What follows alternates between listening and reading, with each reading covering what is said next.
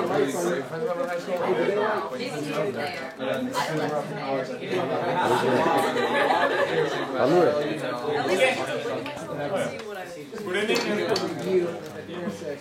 Welcome to Big Four.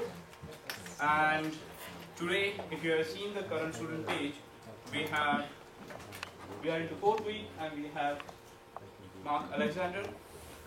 And I would like to call Professor Tavapoli to introduce him. Of course, it would be my pleasure. Folks, tonight we have the pleasure of having one of our early KES alums, Mark D. Alexander, in his grateful presence. Mark and I go way back. When did you join the society?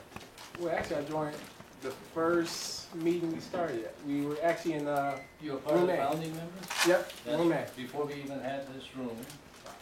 So this man helped us even set the foundation, just like a few other people just like yourself. When we first started the society, we didn't know what we wanted, and so we kind of got together with students and said, well, what should we have?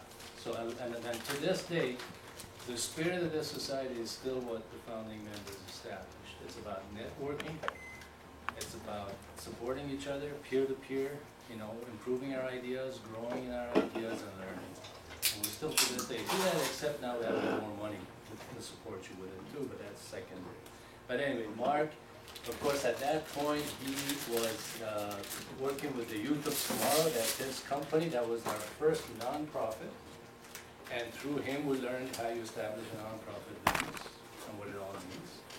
And then he decided to change his co-op such that he would work for himself. So he was one of the first self-co-op students on campus. You know, we had to go through some resistance on campus to break that down. Yeah. So you can thank Mark for that. And that was a hell of an experience. He wrote a thesis on how to get co-op and nonprofits together. So that was great. And then since then, of course, he's moved on to develop several other things that I'll let him talk to you about. But you know, it is my pleasure. I don't want to. I'll let you take care of the rest of who you are for the society. I present to you Mark D. Alexander.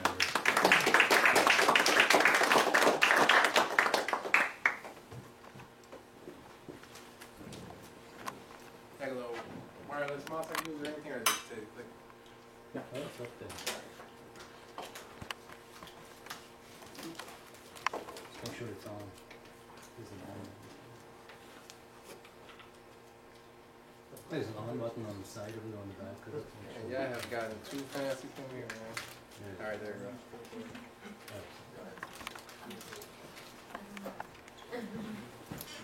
And good evening, everyone. Actually, Reggie driving up here was going to come super professional, but coming back into the room, man, is like a breath of fresh air, because when we were having our initial meetings as KES, this was like our think tank. So on TV now you see the Shark Tank, things like this. This was our Shark Tank, where we gathered around, whether it was fraternity shirts, organizational shirts, student ambassadors, student alumni council. This was where we came to be successful. I mean, it feels real good to be back in the room. It's been probably about 3 or 4 years. You've been on 3 years, I think, right? Yeah, it's about 3 years since I've been back here, ain't it? So We're technologically much more advanced. So a lot has changed, but it feels real good to be back here. So just a quick introduction by myself. Of course, here we go. Mark Alexander, I'm a Pontiac native, so graduated from Pontiac Central 2003. So a lot has changed in Pontiac, you guys aren't familiar with it. My old high school is closed, the new high school is bad, so it's a lot of transition stuff. Came up to Kettering as a mechanical engineering major. Now it's weird because I stayed mechanical engineering all the way up until about my junior 2 term. I switched to business. And what ended up happening, not recommending everyone change last second in the game, their major, but I was in thermodynamics. It was a big final exam coming up, and all my notes had was marketing strategy for the company I started. I was trying to find ways to raise money, donations, staffing, transition to this whole core company. I was like, you know what? Why am I constantly sitting there trying to be an engineer? Because the biggest thing I thought about, big paycheck. I want to be an engineer, design something, be very, very rich. But I thought about something. That wasn't what I was passionate about. So one thing I want you guys to remember is passion and profit. If you do something that you're passionate about, the money will always follow. So I went to all my engineering professors and I asked them, should I change my major to business? And all of them said, no. Engineering is going to open up so many doors for you. So I went a whole nother term. And it just kept bothering me so bad. I was like, man, I enjoy business. So what I ended up doing one day is I went to the business office. I talked to an advisor over there. I was like, you know, I'm thinking about switching my majors, but I don't know if I can, or if I should, because engineering is going to open up so many doors. And they asked me one question that really changed my life and put me where I am today. It may open up doors for you, but are those doors that you actually want to walk through? So a lot of times we choose to do something in life just for the financial benefit or what we think can help us in the long term. But if you do something that you're truly passionate about, the money will always follow.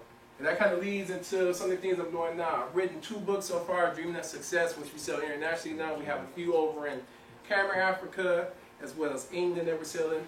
Needed Knowledge, which I just finished this year, and then I have another book coming out. It's called The Power of Perception. So that's the biggest thing right there. Profession-wise, my first company, my baby, Youth of Tomorrow. So that was a nonprofit, what I was very passionate about. And that's what led to the multiple success I've been able to experience for the past 4 or 5 years or so. But it came from doing something I enjoyed, which is helping you. So that put me on the map for a lot of things, which led to my marketing company, Mark D. Alexander LLC and Consulting, as well as Urban IPO, which is a venture firm. Got a few little partnerships, which we leverage our own money to invest in new startup companies, young entrepreneurs, to gain capital gains from that one. So like I said, we'll talk a little bit about that more later. But what we're going to talk about today are my 3 keys or secrets to success. So what first thing is entrepreneurs, in fact, who all has businesses in here? Everyone has a company or some type of idea that you're trying to get going? Yeah. All right, well, for the ones that don't, start thinking about some things. It's always good to have something on the side to do. If you haven't read the book Rich Dad Poor Dad, one thing you say, keep your 9 to 5, but always mind your own business. So anything, you already hear it saying, 1 out of every 10 businesses survives, and those 9 businesses fail within the first 2 years. Well, what I'm talking about today is becoming a great gardener. So you plant a lot of different seeds. So with me, before I got involved in the KES, I had about 1,000 different ideas, nowhere to start. But what I started doing is planting those seeds. So open it with your fancy computers that you got now in KES. Start saving files, whether it's just an idea, a sentence, a paragraph, or a story, save a file on it. Because you never know in the future when that seed is going to turn to a rose, and that rose turn to a rose garden. And those blessings can constantly come. So become a great gardener, which you start planting different seeds, different ideas, different projects. Because you never know when that opportunity is going to come where you can actually grow that one into a financial opportunity for you. Second thing is innovative thinking. I know innovation has been the biggest buzzword for the past 4 years. When I graduated, was innovative competition, innovative entrepreneurship, but innovation is very, very important. So thinking outside the box in all shapes, because what we tend to do is want to create the next big thing, which you can actually leverage the next small thing to make big gains. And then also we're going to talk about knowing the most important thing next to performance. So you already know in the business world, engineering world, you have to perform big. But there's one very important tool you got to keep in mind when you're looking at performance. So becoming a great gardener. So as I mentioned before, look at your ideal as a seed. You want to plant it, you want to nourish it, you want to grow it. But never look at it as a bad opportunity. With entrepreneurship, you will start probably 1,000 businesses. 9,000 of them will probably fail. But as long as you constantly plant those seeds, those ideas can constantly grow. So one thing you want to look at is harvesting your seeds. You want to give those seeds strength. So what I did, I had a nonprofit, a for-profit, an LLC, an S Corp, a C Corp. I know the list goes on and on. But what those started to do is it set me up for success. So Youth of Tomorrow, great nonprofit program, great opportunity. But what that started to do, that was my seed for education. Mark D. Alexander LLC, that's my seed for marketing. So now, even though I'm not doing Youth of Tomorrow as much, Youth of Tomorrow was a seed that was able to put me in positive spotlight to make me look like a very successful entrepreneur. So that was my platform for my garden, one of my harvests. That's my blossom, my rose garden right there, which was able to help some of my other ideas grow. Knowing the season for seasonal seeds. So even with entrepreneurship, it doesn't have to be a business that you do 365 days out of the year. You already know when 4th of July coming up, you see 1,000 tents all around the city. People selling fireworks. When Halloween pops up, you see all the haunted houses, the haunted hay rides, the Halloween costumes. Every opportunity to be an entrepreneur. And those are some of the seasonal seeds you can have planted in your garden to harvest. So even if one of your businesses isn't going good, when that time of year pops up, you can leverage that seed to bring in some more seed money for you. And the biggest thing, with any seed, you have to give it a lot of soil, which is your hard work. You have to be willing to get down and dirty, because when you first start your company, you're the CEO, the janitor, the secretary, you're every position, you're wearing every hat until you get that ball rolling, we can bring in that proper staff.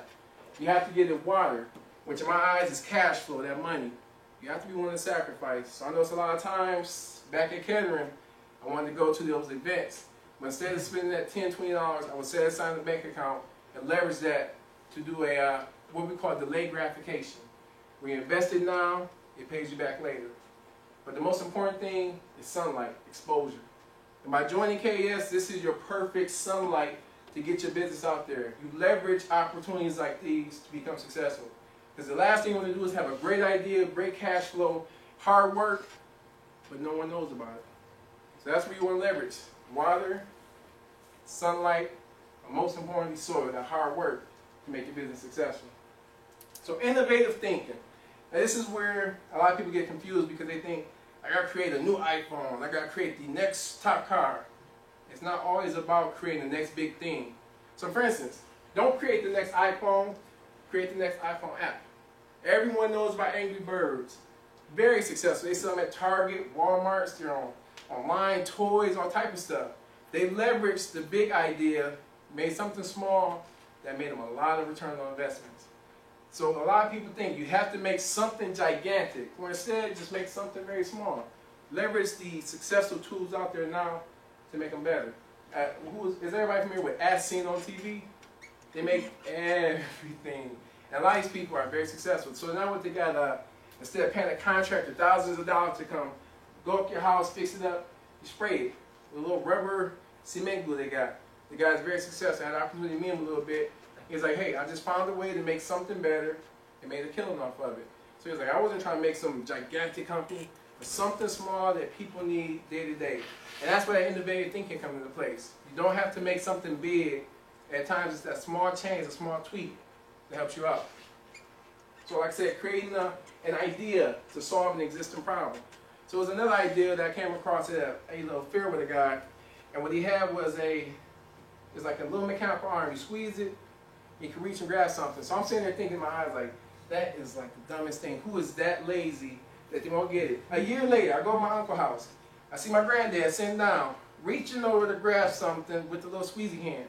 He made something simple. So one, I felt stupid because I clowned the idea, but he simplified it. The guy said at the fair, you know what? I'm advertising to the lazy American. Lazy Americans will sit down, drink a beer, watch TV without moving. So my lazy granddad was sitting down, drinking beer, watching TV without moving because he just stretched that little mechanical arm, grabbed the mail, and he was all set. So even with the innovative thinking, sometimes we think we have to make something very big, but it's usually a small tweak that can make you successful. The leverage, this is something very important. OPM, OPT, OPR. Other people's money, other people's time, and other people's resources. Those are three very important things. So OPM, what we have now today in society, venture capitalists, angel investors, friends and family. And what you guys have right here in this society is KES funds to get your businesses going. So I know a lot of times you say, I got a great idea but no money. You have to leverage other people's money to get those ideas going. Doing those ads on week 6 to get your ideas going. Leveraging these resources, other people's time. This is where I learned this term big time, was at Youth Around, nonprofit. How can I encourage people to come work 40 hours a week for free? That was the craziest thing. I was like, it can never happen. But if you know how to leverage OPT, you can use those people to now build your company to be very successful. And then OPR, which is going to tie into our last little bit for innovative thinking, evaluate your hidden resources. So one thing Tabakoli told us during my junior 2 term was being an entrepreneur. So an entrepreneur within a company, or in your sense, within a school. So Youth Urban Renewal, we started off with a $6,000 grant, very small. They said, you know, we want to get a world-class engineering program. So I'm sitting there thinking in the back of my mind, how in the world am I going to create a top engineering program with $6,000? So I just kept pondering. Then I hear Tom Coley says, you have to be an entrepreneur. What the heck is an entrepreneur? You have to leverage your resources within the company. So for students, it's within the school. You guys have access to so many facilities, so many rooms, so much equipment, that if you leverage these resources, you look very successful. So what I did with Youth Urban Renewal, I brought a bunch of kids from Pontiac up here. They use all the CAD programs, all the MEC labs, all the IME labs, and then we had a banquet in the international room. So you have a $6,000 budget where all we had to do was take care of food and transportation. Because being an entrepreneur within Kettering University, I had access to every single thing. So if you want to do a small field trip, you know what? We're going to take the kids basketball, and people think, wow, that's going to be expensive. You get a facility ran out. No, you just have your student ID card, you rent a court for Rec 1, and you're all set. You have to leverage your resources. So like I said, you guys are in the perfect position. You have other people's money, which is a lot of the assets that you can take care of. Other people's time, your fraternities, your organizations, your friends. Leverage those things into your resources. You guys pay to keep the lights on in the school. So make sure that school is paying you back as an entrepreneur. So like I said, OPM, OPT, and OPR. The biggest thing. Does anybody know what's the most important thing next to performance? Any takers? Passion? Nope. But that's a good one though. Perception.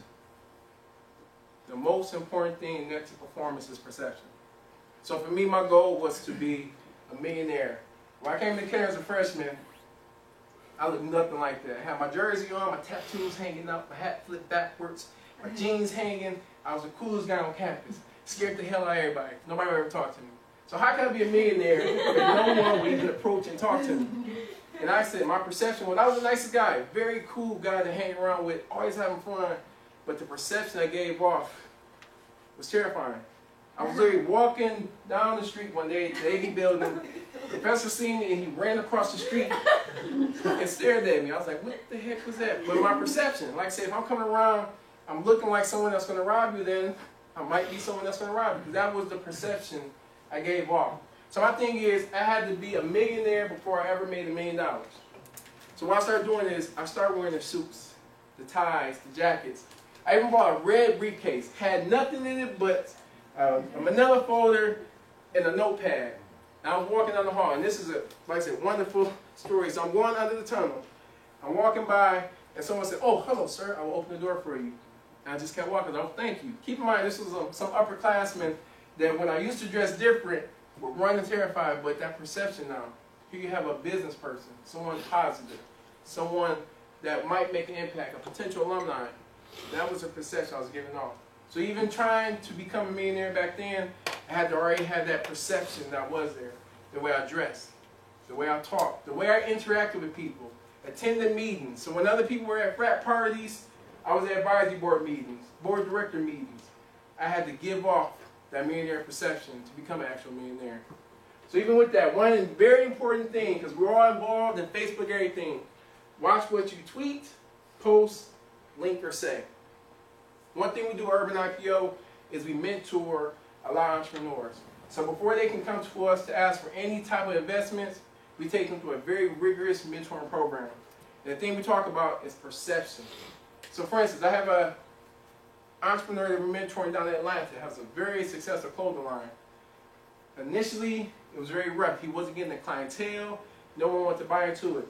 So what we started doing is researching what was he doing in his social life. So there's a few stats that we looked at on his Facebook. Oh, money is tight. No one's buying my clothes. It's rough. Oh, man, I hate being an entrepreneur. It's very unsuccessful. So when you're saying these negative images and you see the potential customers reading these things, why would they want to buy into it? Why would they want to buy a clothing line that's unsuccessful? Why would they want to support a business that the entrepreneur did not see as being successful? Perception. Perception what was actually killing his business because he was tweeting, posting, linking, and saying the wrong things. So for instance, that's like me saying I'm going to change the world and help the kids out and posting a crazy rap video with a bunch of people shooting up all the kids in the neighborhood. That would be a horrible correlation of perception. So it's very important. Watch what you tweet, post, link, or say. And the biggest thing, it was good to hear Tabakola talking about with a few of you guys when you came in. Branding. You have to be the ultimate person in branding. You can't rely on someone else to do your marketing. You can't rely on someone else to make you successful. It's all up to you with branding. So a few things I did, even with the presentation. My branding is red, black, and white. Everything I do, from posts to presentations, I make sure I always have my logo available, and the theme is red, black, and white. Even with the outfit, perception. Red, black, and white. So everything can flow and correlate together. So I have a lot of red, black, and white suits, of course, so anytime I do a presentation involving this, it's constantly projecting that perception. Mark D. Alexander, LLC. Red, black, and white. So that's one of my perception, my marketing things that I do. So when people see the color red, they remember that stuff. So those are some of the key things of branding. So I can say, y'all know when y'all see a bullseye, it's most likely Target. When y'all see any other type of logo, it's going to be with that company. So this is my way of branding the color red. So when you see red, you think of Mark D. Alexander. So you have to be very, very aggressive with that in everything you do. That even ties back into your Facebook posts, your tweets, your links, anything you say. You have to make sure that you're branding what you're trying to be. And back then I was trying to be a millionaire. So I had to create that branding, that perception to actually get to that point. I was probably one of the only juniors on his own website in a suit, going to these presentations, meeting celebrities, projecting stuff. So I have a little story. I had the opportunity to have a lunch, breakfast with 2 millionaires. This was probably back in like 2009, 2010-ish. So I get like, let's go out to lunch. And I invited him to a nice event we had at the Palace Armour Hills, and he was very impressed. So I took him out to lunch. Keep in mind, this is back getting going, so I had to put in that soil, that hard work. And I was missing that water, which was the cash flow, to get some stuff going. So we sat down. I had to keep myself calm and relaxed and look like a CEO. So inside, I'm screaming like a little girl because they're on the phone with football players and talking business. So I have to play. This is what I'm used to. Oh yeah, go ahead and talk to Vic. I usually talk to Vic on Facebook and stuff. Oh yeah, go ahead and talk to all those other players. I used to talk to them. So that perception, I had to stay positive. So what ended up happening at the very end of the meeting, that snagged a deal, I was like, I'll take care of this lunch. I'll pay for it. But in the back of my mind, I was like, golly, I only have $23.90 on my debit card. How can I afford this? So what I did was I started to add up how much their food was. I was like, you know what? I just want a hot tea. I had a big brunch this morning, so I'm feeling great. But back then, I wasn't feeling great because I was trying to find that cash flow. And the thing they said, thank God the meal was only $22.19. They said, you know what? It's been a long time since anyone has paid for us to eat. Most of our family and friends know we all have money, so they're used to us paying for everything. He's like, I can tell you are successful because you're used to helping people out, helping people be successful. That was the branding. They knew about Youth Thermography because they came to the event, so they knew I had a very positive perception. I gave that business perception. I gave that perception of success. And they invited me in. That's one of the groups now that has helped me launch a lot of different companies, a lot of different programs and projects, because I gave that perception. That perception that I was a millionaire back then, which made me a millionaire now. That perception. Perception is the most important thing next to performance. And the biggest thing, you ask why. This is the bullet. Because perception is people's reality. You already know the saying, if it walks like a duck, look like a duck, then it must be a duck. So if it walks like a millionaire, talks like a millionaire, then it must be a millionaire. If people see something, then they believe it. Because the thing is, a lot of people out there who had the opportunity to go to an event out in Vegas to meet this celebrity. Turns out the guy was broke as you don't know what, but his perception was, anytime he did video, anytime he did an event, he came, big chains, big jewelry, big car, everything big, big house, but he was struggling. He made millions a year, but he spent millions a year. But that perception he gave, constantly made sure he had that cash flow going. Because when people seen him, they said, that guy is rich. That was their reality. So anytime he asked for money, sought money, he got money because that was the perception he created. So like I said, the most important thing aside from performance is perception. So if you can give out that perception to attract the business you need to get your businesses going, and you got the performance to back it, I guarantee you, success would not be far away from you. Like I said, that's all I got for you guys today. I know you got to ask afterwards, so I'll make sure I kept it just under 22 minutes, so not that bad. So real quick, any questions or anything before we go on to the next one? All right, but if you guys got any questions or anything, feel free to contact us. Sharon Williams, that's my assistant for Mark Alexander LLC, and then Lindsay, real cool lady. If you guys have any business questions, need help with getting an executive summary situated, finding funding, consulting, Lindsay is like one of the best assistants you can have, best friends you can have, very business oriented. So like I said, shoot her an email. She always does stuff free of charge, no issues. You ever met someone before with resources that you wanted to leverage but was resistant to your request? Actually, yeah, Bob Cagle. Bob Cagle graduated from here, was it back in '78? I think it was. So he was the one that put up the money for eBay. So it took me a few times to kind of get in contact with him. So I had to find a different way around it. So he owns a company called Benchmark Capital. And what they do is they have a mentorship program as well. So me already knowing that if I send this guy an email asking, can I get a mentor for Youth Umbrella, he's going to say no. But the thing I had to think about, if I can at least get his eye, catch his attention, that'd be a good way. So I sent this long, elaborate email. Oh, Mr. Cagle, I had the opportunity to take part in your Cagle mentoring program here and loved it so much. I would like to become a mentor under Benchmark. I have a Youth Umbrella company which helps youth in Pontiac, and I would like to transition up here in Flint to help out just like you help with the kids here in Flint. So like I said, of course, he said, no, we do not have a mentorship program. I like your passion.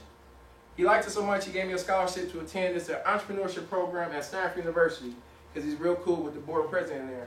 So like I said, those initial emails I sent him never worked, so I had to find what he was interested in. And it never clicked to me here that Cagle mentoring program was his passion. Bob Cagle, I said, two and two didn't connect. Once I figured out what his passion was, I leveraged that. Other people's time, other people's resources to make sure I got the other people money on that. So like I said, it was a hard one with him, but once I found out what he enjoyed, I kind of used that to my benefit. Thanks. No problem. Any other questions? All right, like I said, if you got any questions, don't hesitate to shoot me an email. I'll always answer. Keep my phone on my hip. So thanks again for having me up here. I appreciate it. Thank you.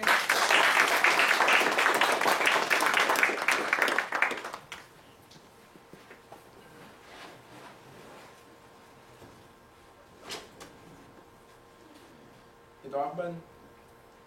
No, I think she's gonna use it. Yeah. Okay, I here. asked, but-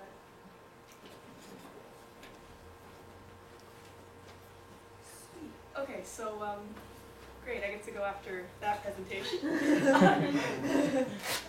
For those who don't know me, I'm Jessie Knar. I joined the society just last term, and I've had two ideas just sort of building in the back of my mind for a while now, and I'd like to present them to you guys. See what you have to say, see if you have any suggestions, or if you have any great ideas to help improve what I have. Sweet. Okay, so my ideas was a cell phone stun gun and cosplay weaponry. I'll go into detail here in a minute. Starting with the stun gun. So the need was all because I was working in Auburn Hills, which is safe, but I go to school in Flint, which is not so safe. And But Mark graduated. Well, It's safe now. yeah, there we go.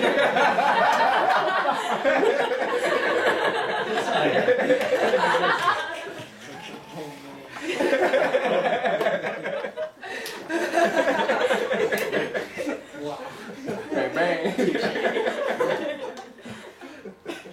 anyways, I am all of 5'2" here, and I don't put off the perception of being someone that you could meet on a dark alley and come out the victor. So, I've been thinking about it, and I thought, what do I always have on me? My cell phone. What would be nice if I get into a confrontation with someone much larger than me in an alley? A stun gun. It's non-lethal, it's point and shoot, and ultimately I come out the victor so long as the charge is delivered into the person and I can escape. So I thought, what if I was to attach the charge from a stun gun to the back of my cell phone? That way I could jab someone, electrocute them, and get the hell out of there, call the police, and ultimately come out mostly unscathed, hopefully. The whole benefit of that would be that I am always armed because I'm always carrying my phone, and it's discreet. I mean, nobody cares that you're carrying a phone. Everyone always has phones. You can't go anywhere without a phone, pretty much. So I did a little bit of research, and I looked around. There is some competition on the market currently. Namely, you can buy separate devices, which are literally just a battery, prongs. You poke it, it goes zap. You can even get them with beautiful lights attached to them, so you can, I don't know, use a light. But that's a problem because you're carrying two different devices. I'm a girl, I wear girl pants with, I don't know how many people know the size of a pocket on a girl's pants. That's as far as my hand goes in. You can barely fit anything in a pair of girls' pockets.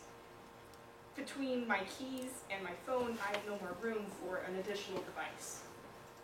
If it was on the back of a device, it fits in my pocket, and most phones are now slim enough you could easily attach an extra width, and you'd never notice the difference. The major problem I've seen with this is that they are illegal in Michigan and some other states. I believe the specific laws for Michigan say that you have to be law enforcement to carry any sort of electric discharge device.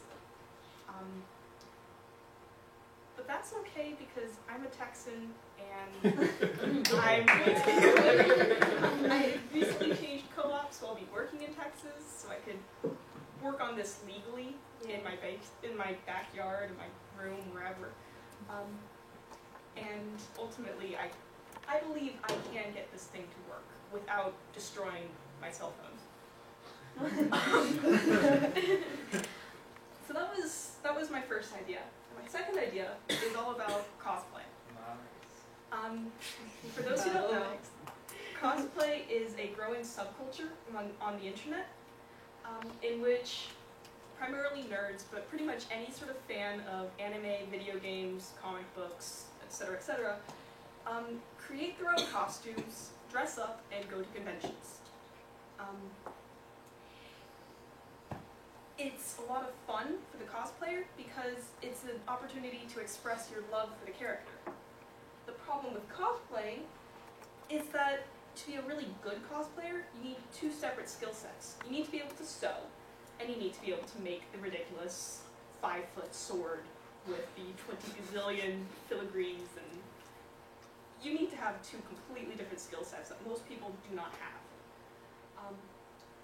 So I thought I could make the weapons. Using basic materials like wood and PVC, clay, whatever, you can model a positive and then cast it in silicon. And then you could basically make a whole bunch of them from resins and just sell them online. You could either sell it as unpainted or painted.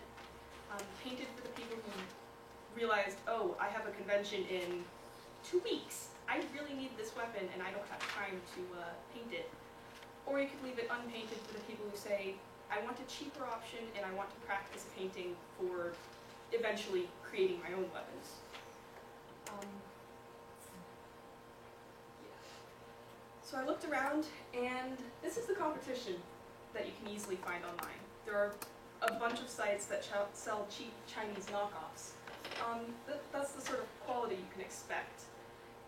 On the right is the game artwork for Link from The Legend of Zelda. And then you have the models. And then you have what you can buy for $20, a stick with basically nothing to it, and a half-decent but still pretty bad shield.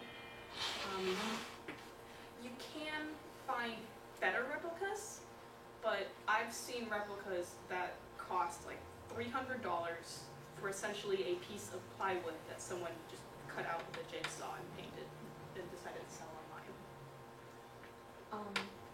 So yeah, those were my great ideas. I open the floor to questions and comments. Go for it. How big is like the cosplay conventions? Like, could you potentially like set up your own like booth kind of and sell your own weapons? Oh, and, yeah. Like, The convention scene is really big. There's a convention coming up in Detroit this upcoming weekend that I'll be attending. They claim 10,000 people. They fill Kobe Hall, I know that. And that's just one in Michigan. There's an even bigger one in Chicago. That's, I don't know how many people. That's not even considering Comic-Con out in San Diego. That is over a week long, and you have millions of people flooding in from all across the world. So Wow. it's a huge scene. There's a niche. there's potential for sure. Yeah. Go for it. Are you sure about like, I won't say like legality, but if they're going to allow you to sell those things, or people are going to be allowed to bring them? Because like I'm thinking the reasons that they're like, okay, so I've a bunch of crazy nerds all in one place. I don't want to give them weapons. Like That's why. so maybe there's like, are there convention rules? Like Yes. Okay. I've looked into a lot of the convention rules, and typically they can be summed up as no real firearms and no metal. And then if it's any sort of blade, it must be blunted. And so basically resin cast, and then you file down the edges before you actually make the positive. So everything's dull. Should be legal as far as the convention cares. And wood too, because like you can. Well, stick. The wood would just be used as a positive for the mold casting. After that, it could be discarded because it's. I thought those were all like different materials that you were suggesting to make them out of. Well, that was what I was thinking to make the original part, and then anything that I would sell online would be resin, because it's easier than remaking everything out of wood every single time. For the stun gun, are you trying to make something with the phone or an accessory for the phone? An accessory for the phone. Okay. I mean, most people's phones can be summed up as iPhone or some strange variation thereof. I personally don't own an iPhone. I own Android? this strange thing instead. But I recently changed phones, and the phone I had before that was approximately iPhone shaped. So my thought was make an iPhone size one, and then make sort of a universal adapter. Kind of. I have a small video to show. Go for it. Can I ask a question? While he loads that. About also the cell phone taser. Like, I was thinking like, okay, that makes sense. When I came up here, my dad insisted I go with like boxes of pepper spray. You need a gun, like, so yeah, like, what I found the biggest thing is that like, you're thinking about something that, it has to be discreet and you can't know. And they do have things that are discreet, but have you looked into if there's like keychains? Because I know the pepper spray often comes in a keychain, but I don't want to have that like hanging out in my bag like, hey, I'm kind of crazy, I'll mace you if you just look at me wrong, Or that might keep them away. Yeah, but if you could make something like, I don't know, what looks just kind of like a cute little teddy bear, but is actually a deadly weapon.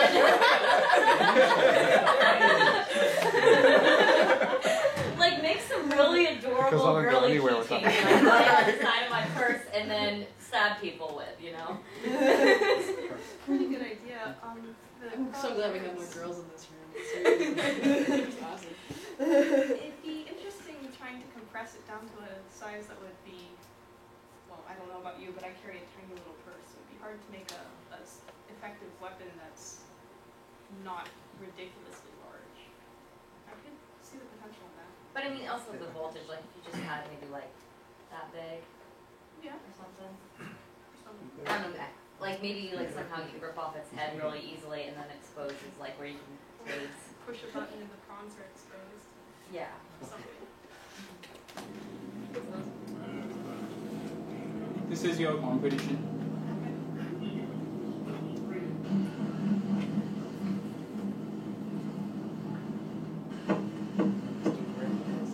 Yes.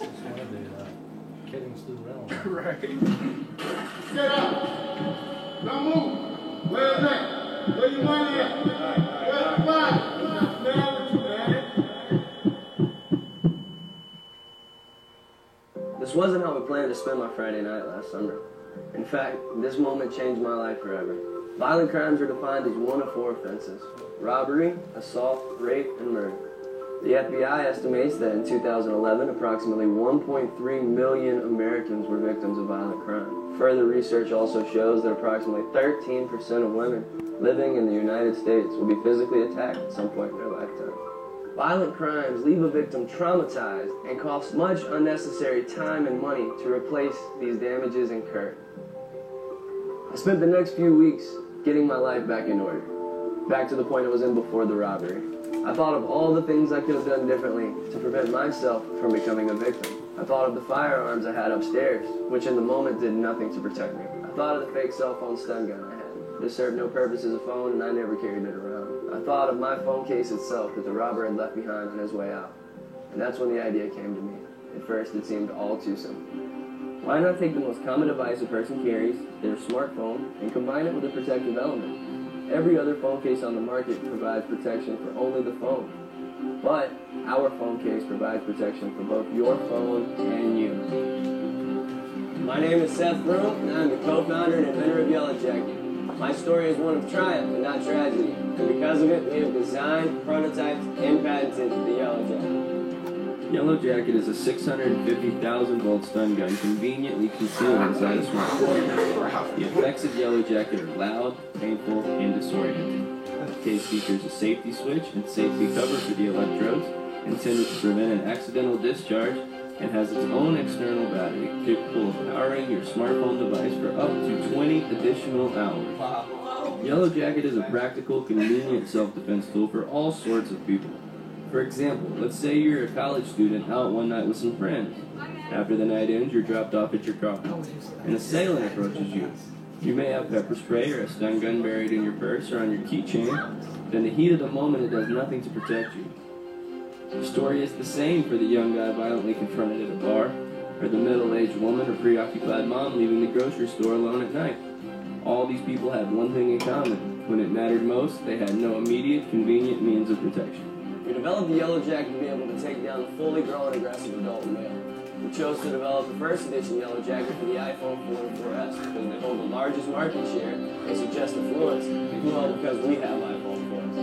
The first 3 colors we released in black, white, and pink. We invented this product to prevent people from experiencing the pain like Seth and so many before him have experienced. My name is Sean Simone, and I'm the other co-founder of Yellow Jacket. While I wasn't there that night that Seth went through his ordeal, I was able to clearly see the pain that he experienced that could have been prevented. Our passion is to take this device and put it in the hands of as many people as possible, keeping both you and your device out of harm's way. The idea for Yellow Jacket came to us through a traumatic event, but now we've turned that thought into a reality. It's been a wild ride, but we wouldn't trade it for anything. We were so close to launching our product nationally, and now we need your help. This product will retail for $125, but with the help of our first customers, you can pre-order your very own Yellow Jacket for $100 today. So pre-order your Yellow Jacket today and help us reach our goal on Indiegogo to release this product nationally and create a safer tomorrow. Thank you and stay safe.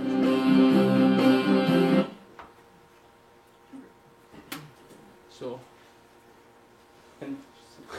it's already out there. just don't try. No, it was for iPhone. What means when I see that it is like a bit bulky, and they have not targeted the Android market or some different phones, so we can go behind that, or like if there is anything you can merge. Yeah. It's a good video. They might have a patent on it. You still got the There legal still is no issue, Teddy though. Taser. That's very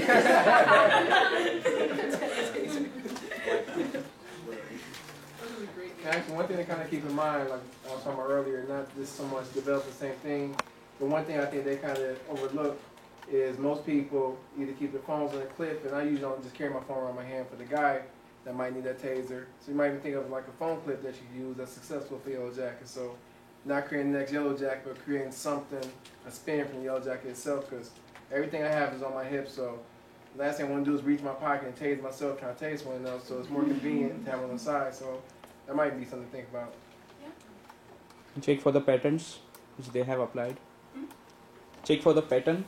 They must have applied for a patent. Yeah. Jason, have you done any research as to, in order to get away from a potential assailant, how effective pepper sprays are or not? I haven't done much research into numbers or anything, but when I first came to Kettering, a lot of my friends were saying, yeah, you should start carrying pepper spray. And my answer was pretty much, I'm not going to be carrying pepper spray on me because it's just too bulky for me. Right, but I'm kind of piggybacking off of what's being said here and your idea. See, right now you've got, your biggest barrier to entry is the legal aspect. Yeah. I mean, other than the bulkiness and all the other stuff that goes along with it. I mean, even for example, on this campus you couldn't carry. I mean, you all would be in trouble if, people start discovering it. Can't go to no Pikealooza parties. No, you can't. You just can't pack. That's the fact. So you got a huge barrier to entry. Although I just checked, and if you have a concealed weapon permit, you're allowed to carry a taser in the state of Michigan. Unfortunately, again, not on a lot of properties such as university grounds again. So what if you combined the idea? What if you created a convenient pepper spray dispenser that integrates with your phone? Because I think right now the people have said that the problem with pepper spray is that you never have it where you want it, right? It's either in your bag or, it's hard to get to and all that. What if, you created that, somehow there's a pepper spray reservoir attached to your phone or the casing of the phone, and it has a very safe but convenient way of releasing massive amounts of it. Because the idea is really just to get away. It's not to, something like that. Or something you could even, set off and show at the guy or whatever. But connect it to the cell phone, because you've observed that all of us have our cell phone. That's the most handy thing that we have, right? So that's why I asked that question. I wonder how effective that can be, because then you don't have the legal problem. And it is now convenient. It's not illegal. That's what I'm saying. You don't have the legal problem. No, the yellow jacket is going to be a problem. You can't do it. Yeah. No. Yeah. Not talking about the pepper spray version of it, as opposed to shock. One thing I've read about pepper spray in terms of its effectiveness, though, and as with a lot of self-defense weapons, is that it's really sometimes having them concealed, it almost defeats the purpose, because it's like the perception thing. Yeah. The whole point is people look at you and they think easy target. If they look at you and you've got a weapon, they're like, okay, maybe not so easy. Well, if they look at you and you just have a phone, they can't recognize that on your phone as a weapon. Huh? They can't recognize what she's thinking about. Well, that's what I'm saying. It's a problem, because usually, especially with pepper spray, you don't want to pepper spray someone close range. I can understand a taser where somebody's gotten way too close to you and you can't prevent an attack, you tase them. But pepper spray, it'll get in your eyes. You want them to be 15 feet away from you. And usually it's when they're much further, it's hey, I have this. And it'll get them away. But usually if they're already grabbing you, whatever, it's too late. Well, that's one way to look at it. The other way is if you actually set off a pepper spray bomb, even if it gets onto you have stopped the attack. I think that's probably the end of it. If you can get away from it as well. Yeah. Well, chances are those people at that point, there's a pretty good chance that they're not going to come to and start re-attacking. At that point, they're thinking flight. Okay. Even you might have it. By the way, tasers have the same problem. If you're in contact with the other person, you shock them, you'll get some of it yourself. So they have the same issue. Go ahead. Something to kind of even think about too, because one thing I noticed with the yellow jacket, how many people do you think is actually going to spend $125? And even with the idea of combining how Top was saying, what you can do to kind of eliminate that barrier entry, charge them dirt cheap. So like printers, you give them the attachment for a low price, and you make your money off of the cartridge they have to constantly buy. So if they use it one time, they have to buy the cartridge again. So printers are always on sale. Ink cartridges kill you at the end of the day. So once they use that spray at one time, they have to buy another cartridge. But you say, hey, small, convenient way for you to be safe. You just buy that cartridge, just keep them extra on you. That might be a nice little way to go with it. I have a quick point to make. I just remember a story that my friend once told me. He went to ATM at night in Flint. There were bad guys standing there. He just came off ATM and they were planning to rob him. Luckily he had a gun, but that gun had a laser point. He just showed the laser point to the robbers and those robbers ran away. What I'm trying to say is when you develop a product, just trying to have something which can give a warning to robbers. Kind of laser or whatever, you can just point at robbers. It could be. So, yeah, it just seems like it was a perception thing. Exactly. Yeah. Also, I wanted to also share an experience that happened to my aunt recently. She was in a car. She was on her phone, and she was just parked there, and she had her window down because it was in Arkansas where it was like really hot. She was just waiting for something, and a man came up and wanted to steal her stuff from her and held her at gunpoint. And she, I mean, my argument is that people forget when they have all that adrenaline in them, like that they have the biggest weapon available, which is their car.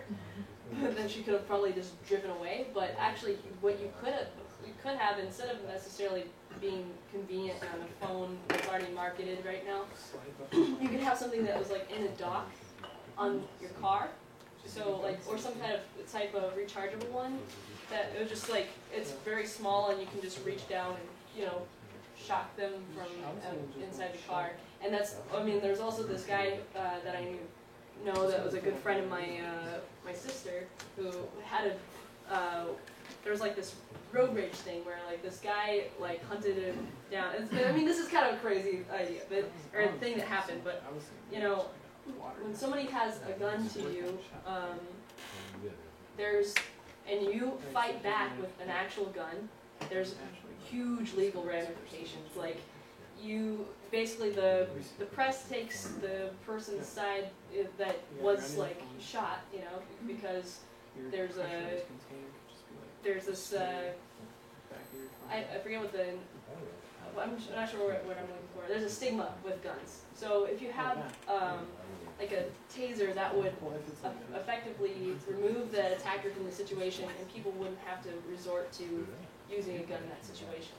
That's why I was originally thinking tasers, because they make a noise when you fire them in the air, so it's instantly recognizable. It's scary, and then it's not lethal, so you can't get into that legal ramification.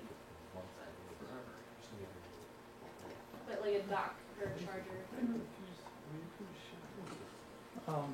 I think considering the design, and going off of what Mark said, I think pepper spray would be a good idea, and it's gonna center around the case. And I think it would be a great idea is to like create a case, and then you can have like attachable, you know, little pepper spray, rectangular structures.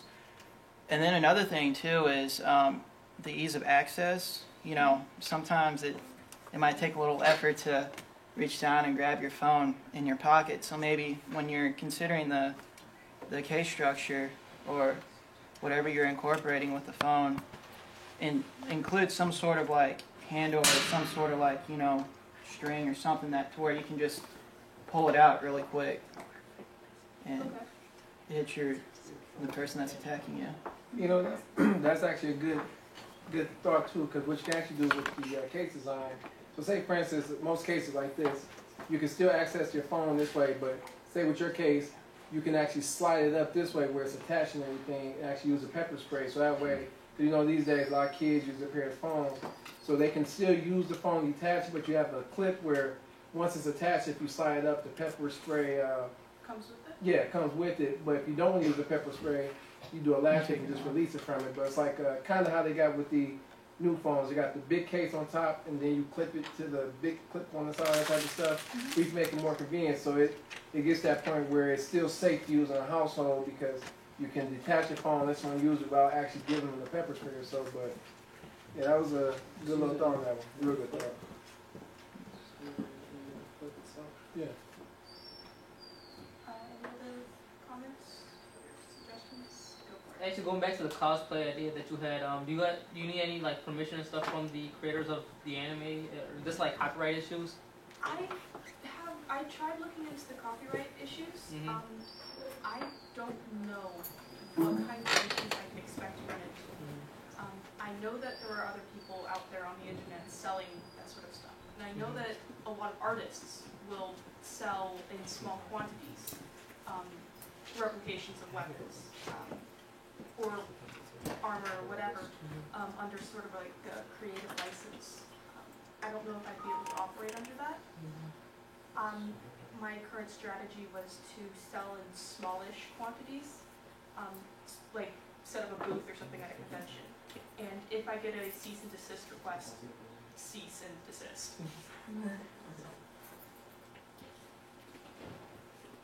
Okay. Anything else? I guess it's kind of like a overall, this is how the meetings used to be back in the day, and see how one idea spins into so many different ideas, and this is like why it's so beneficial to have KES and organizations like this, because honestly, you didn't mess my head up because I'm gonna be up all night just kind of constantly thinking about this stuff. But if you ever do pursue it, definitely let us know. We'll help you out with that. But like I said, these are some of the good reasons why you leverage KES, because you guys, you already know Flint has the perception of being having a school with the smartest people. So what's more powerful than have a room full of some of the smartest people leveraging these feedback, these ideas on how to make a company better. But I mean, man, I like that. Great job on that one. Yeah, great job.